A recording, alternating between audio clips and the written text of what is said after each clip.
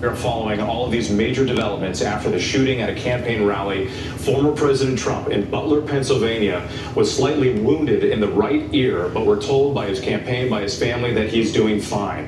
Authorities say the shots were fired from a rooftop adjacent to the venue, some 200 to 300 yards away. 8 rounds fired from an AR-style rifle. That information just reported by our Aaron Katursky. And the shooter was neutralized by the Secret Service. The shooter was killed. Authorities say a second person, a bystander, is also dead. Also getting reports that another spectator may have been critically injured. The incident is being investigated now as a possible assassination attempt. The former president's son, Don Jr., says his father is under observation at the hospital and in good spirits. President Biden tonight coming before the cameras, condemning the incident, saying there's no place in this country for violence. The former president himself also releasing a statement moments ago, thanking the Secret Service and law enforcement for their rapid response, describing the incident, saying he heard a whizzing sound and shots. And President Biden, as we also noted, they're coming before the cameras. He was condemning the violence, saying all federal agencies are now engaged. He also tried to reach out to the former president personally to speak with him tonight. The incident all playing out before the cameras. The horrific moment here, the loud noises popping, the former president appearing to grab his right ear in that moment. Secret Service agents then rushing the stage, protecting him with their bodies like a human shield.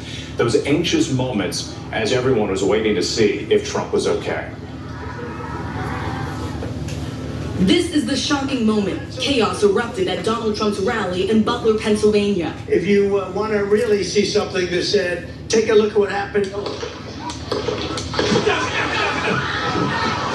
You can hear several pops. And see the former president grabbing his ear, ducking for cover behind the podium.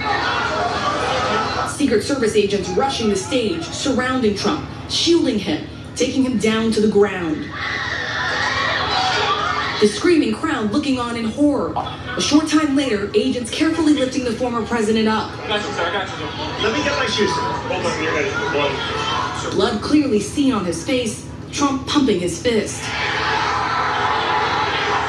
Agents whisking the former president off the stage, down the stairs, to a waiting armored SUV, rushing him to a local medical center. We heard what we appeared to be gunfire coming. The former president was rushed off the stage right now. We're in Secret Service. He's being escorted into his vehicle. This was a chaotic moment that just played out right here in Pennsylvania. People running and rushing to the ground as they heard those apparent shots fired. Tonight, the Trump campaign releasing a statement saying the former president is fine and being checked out at a local medical facility. Just hours ago, this area was lined with Trump supporters. They entered that tent right there to be screened by Secret Service, going through metal detectors, their belongings detected. Now, this is the space where you have Trump supporters that are leaving, panicked and confused, as Secret Service agents rush us out of this area and back to our cars.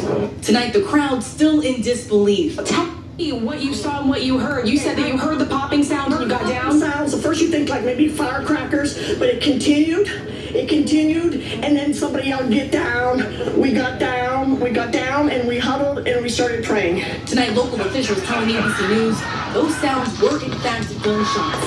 Live rounds fired from outside the security perimeter. This is being investigated as an attempted assassination.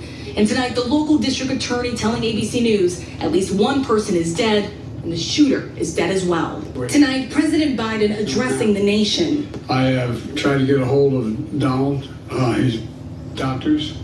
Apparently he's doing well. I plan on talking to them shortly, I hope, when I get back to the telephone.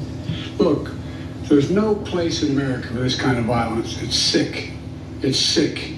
It's one of the reasons why we have to unite this country. We cannot allow for this to be happening. We cannot be like this. We cannot condone this.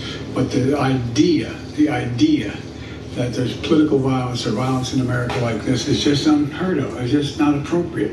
And everybody